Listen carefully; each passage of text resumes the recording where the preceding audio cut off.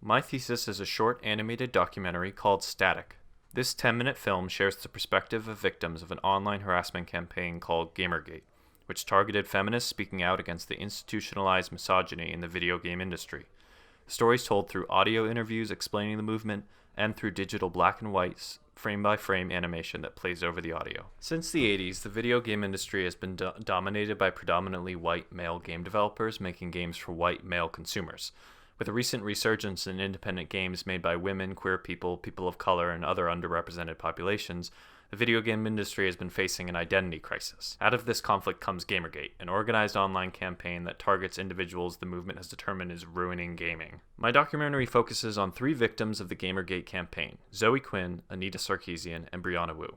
Brianna and Zoe are video game developers themselves, while Anita is the creator of a web series that deconstructs misogynistic tropes in video games and movies. These 3 people were chosen by Gamergate as being representative of a feminist PC culture infecting gaming and directly attacking white men. All 3 people had their addresses published online for the world to see, and had their life continually threatened online, over the phone, and in their mail.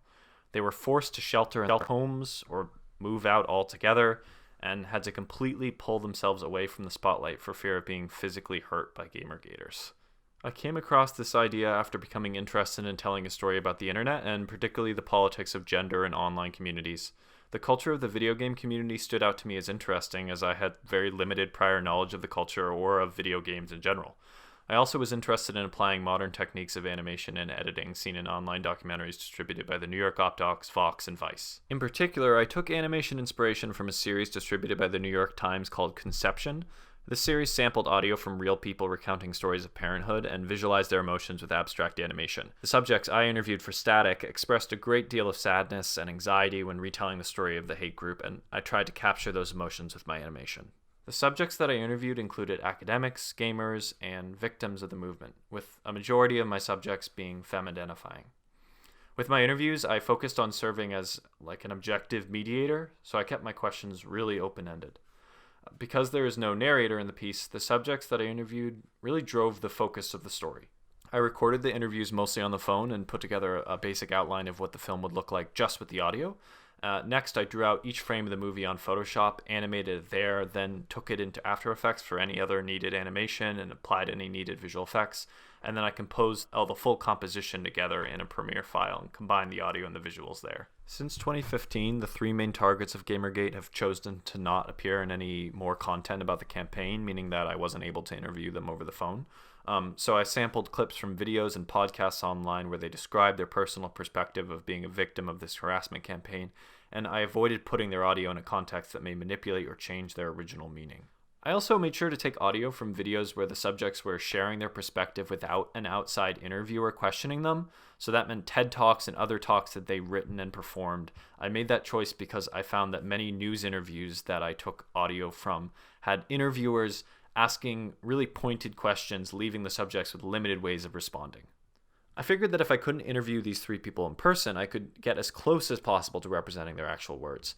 Because of the inherent ethical issue of featuring these victims in my film, I tried my best to use their audio as responsibly as possible. And this was not the only ethical challenge that I faced. By taking on sensitive material like this, I had to be very careful with what I was trying to say with the film. Coming from this outside perspective of not being involved in these online culture wars, and also the outside perspective of being a white man and not having to worry about online harassment in this way, I had to find the most ethical, honest way to tell this story. And the immediate answer for me was that I was not going to insert my own voice into the documentary. I would instead allow the people I interviewed and the clips I sampled to lead the story. Even so, I was still the one asking the questions during the interview and pushing my subjects in a particular narrative direction unintentionally. So I tried to further alleviate the effects of this by conducting pre-interviews with my subjects before we recorded to discuss the questions I planned to ask and modify them based on the information that the subject did or did not want to discuss. With some of my subjects, like Whitney Phillips and Kashana Gray, they had ideas that I never would have thought to bring up if we hadn't had this pre-interview conversation. And then once it came to the actual recording, I kept my questions as open-ended as possible, and I always left time at the end of the interview for the subjects to talk openly about elements of this topic that they felt were most important to discuss, without my questions directing their answers. What I came to realize during this process was that ethical precautions are something that documentarians have to consider all the time. It would have been much, much easier for me to have an omniscient narrator and not have 7 different voices speaking from 7 different perspectives, but I fought that urge because I wanted to keep the film as authentic as possible to the perspectives of the people I was interviewing. Ethical issues also came up with my animation. If I had never experienced harassment on the scale that these victims had, how would I be able to accurately represent their emotions through my visuals? Peter Singer says something about this in Examined Life. He said, emotions are often at the center of ethics, particularly when it has to do with our sympathy to others. In order to understand other people, we have to be able to first empathize with them. Ultimately, I knew that the more I learned about this topic, the better I would be to tell this story. So throughout the fall semester, I spent a lot of time reading books, articles, and speaking with experts about Gamergate.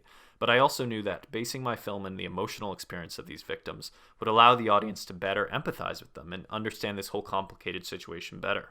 Ethics is all about accommodating for multiple perspectives. Peter Singer said, the point of ethics is that rather than just thinking about our own interests, we've got to put ourselves in the position of others. So the process of making this film for me was all about putting myself in the shoes of those who've been attacked by Gamergate. But despite all of these considerations, I am still not the best person to tell a story like this. At the end of the day, I'm still coming from a place of privilege, trying to speak for people that are less privileged than myself. Singer states that at their core, ethics are asking us to reflect on what is important to us, on what the ultimate questions are, and trying to get standards that help us make decisions. So with this film, I tried to use the privilege that I do have to highlight stories that I feel are important for an audience to know about.